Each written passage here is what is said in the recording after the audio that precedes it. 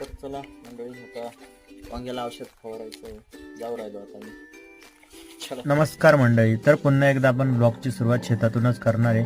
वांग्यावरती अजून एक हात मारायचा होता औषधचा, म्हणून मारला. नंतर आई बोलली का आत्याकडे घेऊन चल, त्यांच्या घराचं काम चालू आहे म्हणे. आमचे नाटे साहेब आलेले आहेत. कुठे गेले होते नाटे साहेब? जरा घरकुलाचं काम करायचं होतं, जमा करायचे डॉक्युमेंट्स जमा केले. आता आलो घरी, आता गोटा शिपाय. तर आपले सांगा हे किती लक्ष पाणी किती खाय किती ना सांगते पाहते ना मग घेऊन येत नाही ना आहे ना आहे अजून जवळपास अर्धा आहे. किती टाइम शिकतो रे पाणी? किती टाइम पाणी शिकतो?